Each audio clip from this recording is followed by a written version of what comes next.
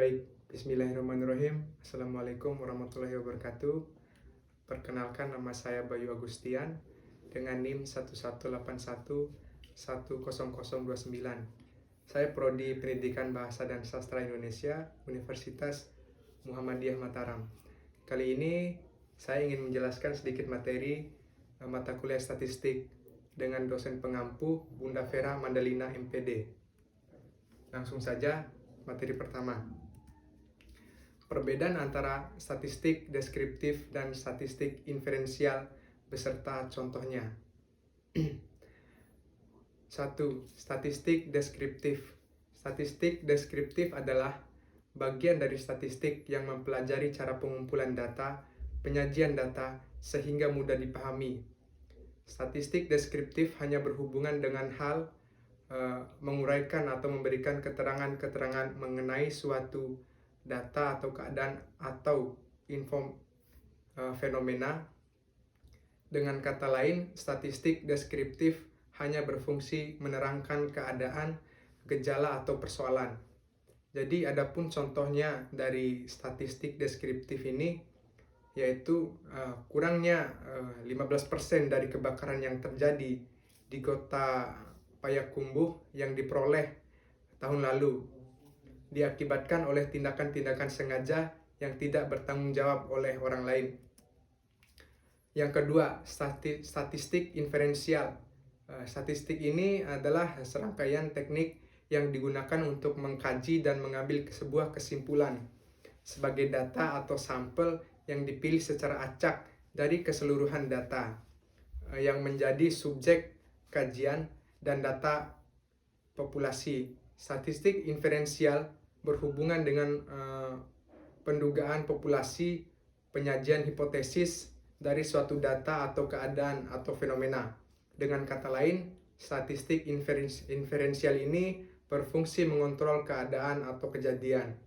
Nah, adapun contoh dari statistik inferensial ini adalah akibat musim panas lalu, maka harga kedelai tersebut di akhir tahun nanti tidak akan lebih dari 3.000 per kilonya, dengan mengasumsikan bahwa kerusakan tanaman kedelai kurang dari 30%.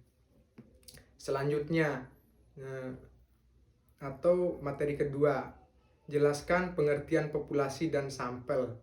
Yang pertama adalah populasi. Populasi merupakan keseluruhan dari subjek penelitian. Adapun beberapa pengertian dari populasi itu sendiri menurut para ahli. Nah, di sini saya mengutip menurut Sugiono pada tahun 1997, populasi adalah wilayah generalisasi yang terjadi atas objek atau objek yang memiliki kuantitas dan karakteristik gitu tertentu yang ditetapkan oleh peneliti untuk kemudian dipelajari dan kemudian ditarik kesimpulannya.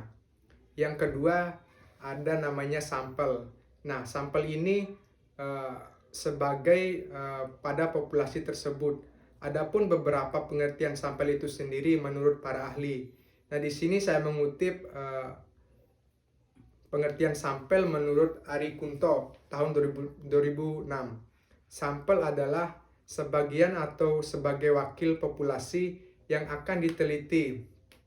Jika peneliti yang dilakukan sebagai dari populasi, maka bisa dikatakan bahwa penelitian tersebut adalah penelitian sampel.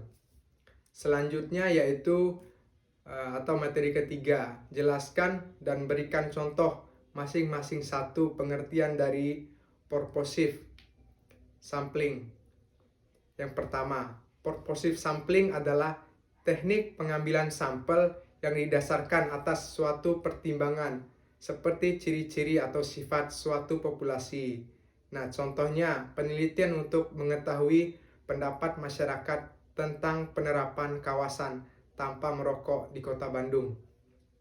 Penelitian merupakan sampel masyarakat umum berusia produktif, pejabat publik yang berwenang dalam pembuatan kebijakan sampel ini, dan pengelolaan kawasan tanpa rokok.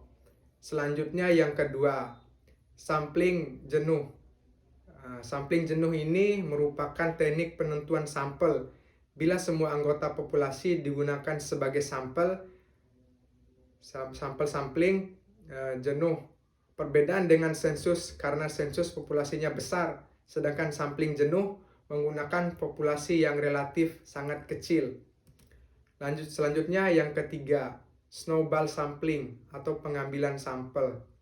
Rujukan berantai didefinisikan sebagai teknik pengambilan sampel non-probabilitas, di mana sampel memiliki sifat yang jarang ditemukan. Ini adalah teknik pengambilan sampel di mana subjek yang ada memberikan rujukan untuk merekrut sampel yang diperlu untuk studi penelitian. Contoh daripada snowball sampling ini yaitu tidak ada daftar resmi nama anggota. Teknik pengambilan sampel ini dapat digunakan untuk populasi di mana tidak ada data yang mudah tersedia seperti informasi demografis mereka, misalnya tunawisma atau daftar anggota klub elit yang data pribadinya susah untuk kita dapatkan dengan mudah. Selanjutnya yang keempat, ada incident sampling. Teknik incident sampling ini menggunakan teknik penentuan sampel berdasarkan kebutuhan, sehingga penelitian bisa mengambil sampel pada siapa saja yang ditemui tanpa adanya perencanaan sebelumnya.